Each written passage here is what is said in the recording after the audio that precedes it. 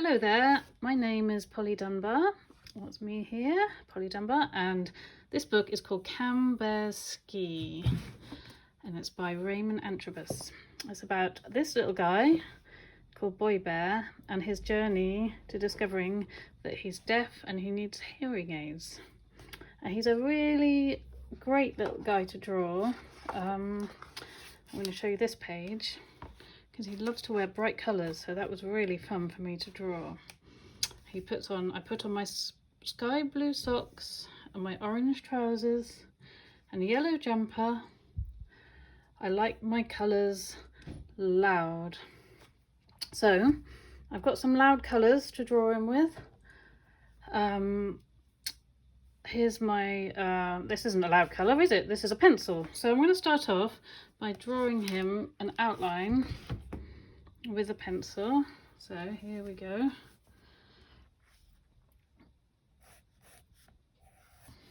I hope you can see that okay.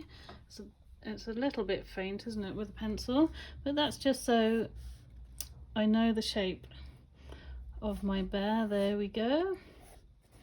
He's got a nice round head and he's standing proud because he is feeling pretty snazzy in his orange trousers he's gonna have and the sky blue socks, wasn't it? Okay, so there's my outline. That is good. So first of all, I've got my watercolor brush, and this is my watercolor palette that used to belong to my dad, and when he gave it to me, I've had it since I was a little girl, and I just buy replacement watercolors if I need to, if I run out. So I've got brown, so I'm going to start off by colouring his face in brown. Now what I do is make sure the brush is nice and wet, and so we've got a lot of water and paint, so it fills in the space nicely. And then while the paint's still wet, it's important to do it while the paint's wet, I put little brown bits for his cheeks, and that's nice because they kind of merge into the rest of the paints and make him look like he's got lovely rosy cheeks. Okay, so there is his outline and his skin tone. Now I've got orange crayon, and he puts on, what was it, his orange trousers.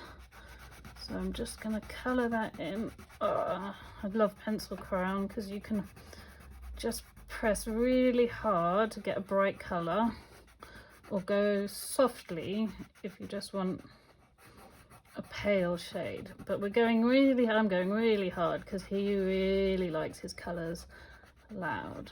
So the world for him is quite quiet because he's partially deaf, but his colours aren't quiet at all, which I really think is a lovely contrast. So that's his trousers, and then he wants sky blue socks, hasn't he? So let me see, here's my blue. Here are his sky blue socks. I'm wearing my nice jolly blue jumper today, and that's making me feel pretty happy. Okay, there's what sock, two sock. Missed a bit of orange out there. And what colour was his jumper? I think it was yellow, wasn't it? Let's move that because it's a bit shallow. Okay, yellow, here we go. I've got a nice fat yellow pen, and I've just got to check that's dry, and then I'm going to colour his jumper in a nice flat colour. Okay, doesn't matter if you go over the lines at all. I find that, you know, if you try not to be too neat and too perfect, what you're drawing will normally have a bit more character to it anyway than if you're too Careful. Okay, that's looking pretty good, isn't it? He's looking more like the bear that I showed you. And now you might not have one of these at home. This is a quite special pen. It's a Japanese pen. You can get them in England, but it's a brush pen. So basically, I'll show you. This is where I'm doing all my testing. It's like a paintbrush. So you could just use a regular paintbrush like this. Let's put it in some black paint or some black ink. Or if you're lucky to get your hands on one of those, that's good too. The reason I chose it to do bear is because it's got kind of furry, thick outline.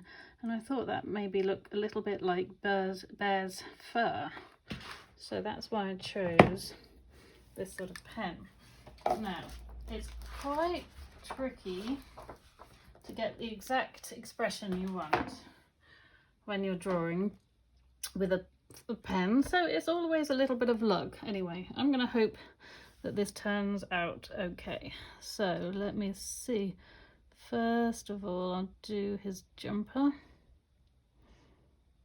There we go.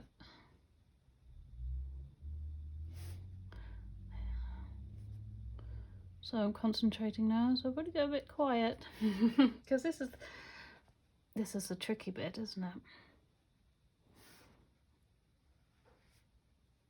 Okay, how's he looking? Is that dry? Now I think for me normally, you know what I do first? I normally do the hardest bit first, and that is, I think, the face. But do you know what? Once you've done the face, and if you're happy with it, then the rest of the picture sort of falls into place. Now he's looking quite jolly, isn't he? Okay, so some dots there where his whiskers would go. Yeah, you see, I am feeling quite happy with him. I've done little sort of sad, if that was a smile, that would be a sad face, wouldn't it? And if you're drawing a happy face, you can do upside down smiles for eyes, and it makes him look like he's smiling so hard that his eyes are squeezed shut. Okay, so now I'm doing the ears, and again, different pressure of my brush, and I can get a different kind of thickness to the line, which I think gives it a nice quality. So you see it's gone really thick around there and a bit thin around there. Yeah, he's looking pretty cute. So trousers on. Outline for the trousers. There we go. And his socks. And I always put a little bit of underground because that makes him look like he's standing on something rather than floating off in the air. So there he is. He's looking like Albert. Now, sometimes it's nice to put a bit of shadow on, and I'm just giving him a little bit of a red shadow because I've used a nice bright orange. A bit of red shadow on his trousers, and on his top I'll use the orange. There we go. He's looking quite cheeky, isn't he?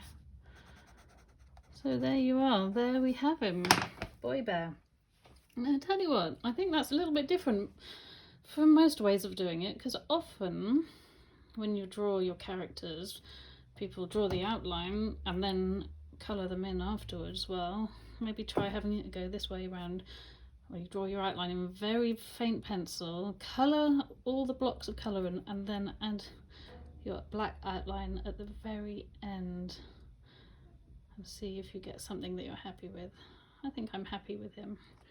Anyway, thank you very much for joining me today. I'll say goodbye now. Bye, Boy Bear. Bye.